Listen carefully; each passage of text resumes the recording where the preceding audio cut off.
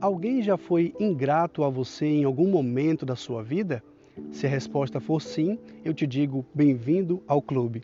Quem nunca passou por algo parecido?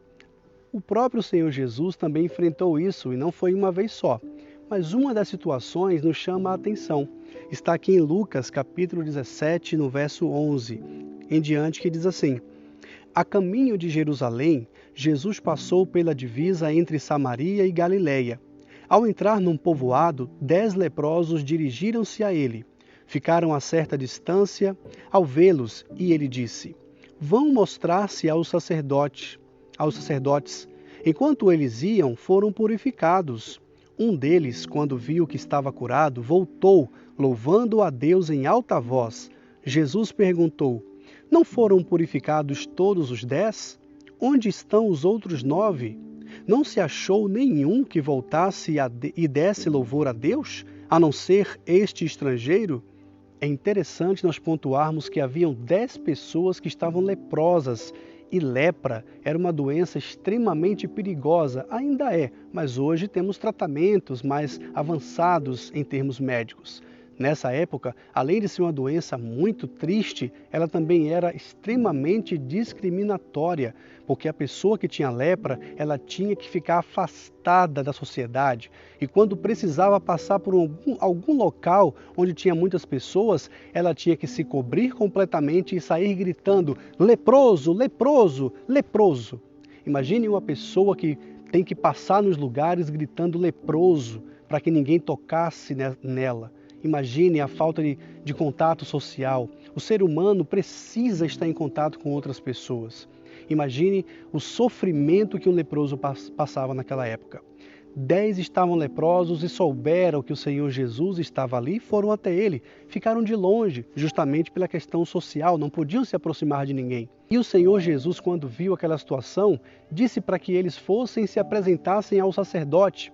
E por que o Senhor Jesus ordenou que eles fossem até o sacerdote? Porque havia uma questão social na época. Se o leproso, por algum motivo, ficasse curado, ele só podia ser realmente, oficialmente curado, ele só podia ser entendido, recebido na sociedade, realmente validada a sua cura, se o sacerdote dissesse: ele está curado. Por isso o Senhor Jesus, respeitando ali a questão da liderança da época, disse a eles: vão lá até o sacerdote, se mostrem a ele.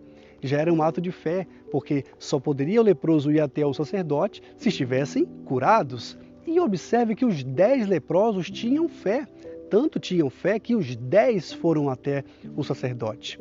Mas olha que coisa interessante aconteceu. A palavra diz que quando eles foram até o local onde estava o sacerdote, eles foram realmente curados, os 10 foram curados. E o interessante é que um deles, quando viu que já estava curado, automaticamente retornou, e a palavra diz que em voz alta dizia, louvava ao Senhor porque estava curado, dizia glórias a Deus porque estava curado.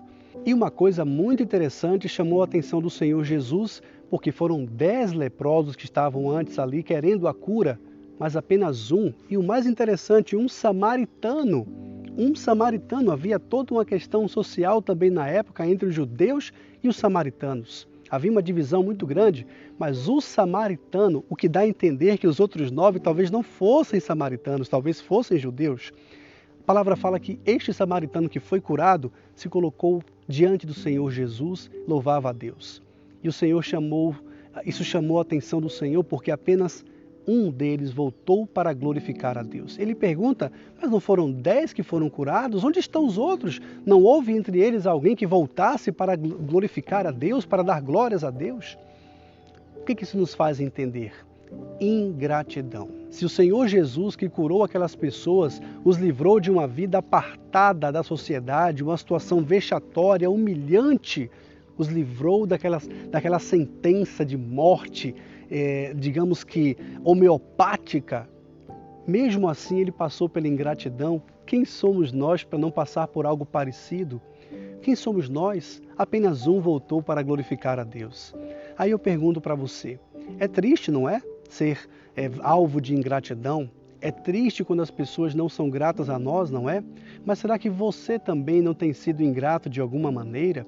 Reveja a sua vida, revisite os seus porões, revisite as gavetas da sua vida e verifique se não há alguma situação de ingratidão também.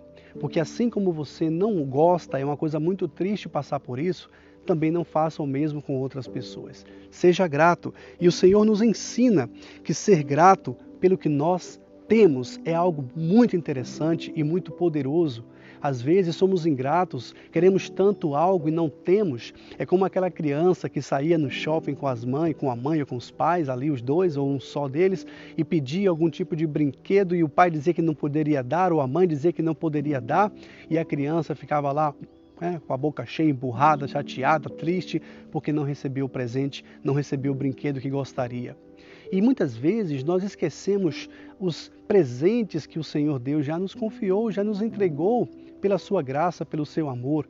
Imagine quantas bênçãos você tem do Senhor na sua vida hoje e talvez porque não conseguiu alguma coisa que você almeja tanto, você está triste com Deus, chateado, angustiado e até peca contra o Senhor. Por que o Senhor abençoa fulano e não me abençoa?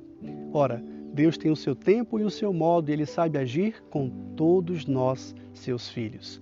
Então, seja grato pelo que Deus já te deu, pela saúde que você tem. Talvez não seja a melhor das saúdes, vamos dizer assim, mas a saúde, a vida, a fôlego de vida, o coração está batendo, a vida em você. Então ainda tem jeito, ainda há esperança, ainda há um futuro, ainda há uma vida abençoada para você e é importante crer nisso. Deus tem algo bom e maravilhoso preservado e reservado para a sua vida. Então seja grato pelaquilo que Deus já te deu, não seja ingrato ao Senhor.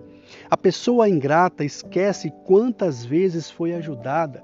Será que você já esqueceu quantas vezes Deus já te ajudou? De quantas situações tristes o Senhor te livrou, de quantos problemas insolúveis, de quantas lutas grandes o Senhor te entregou livramento, livramento de acidentes, livramento de morte, livramento de problemas que pareciam realmente impossíveis, intransponíveis, e houve livramento, houve providência do Senhor. Traga à sua memória aquilo que te traz esperança, a palavra diz. Procure lembrar aquilo que o Senhor já fez. Traga sempre à sua memória, sempre que a ingratidão bater à sua porta, lembre que o Senhor já fez por você. E seja grato ao Senhor e também grato a pessoas que, quem sabe, foram instrumentos de Deus para te ajudar quando você precisou. Amém? Que Deus abençoe a sua vida, que esse vídeo seja edificante para o seu coração. Não deixe de compartilhar com o máximo de pessoas possível. Aqui abaixo, dê um joinha, porque esse joinha vai incentivar aí o algoritmo a levar essa mensagem para muitas outras pessoas. Que Deus abençoe a sua vida e até o próximo vídeo, em nome de Jesus.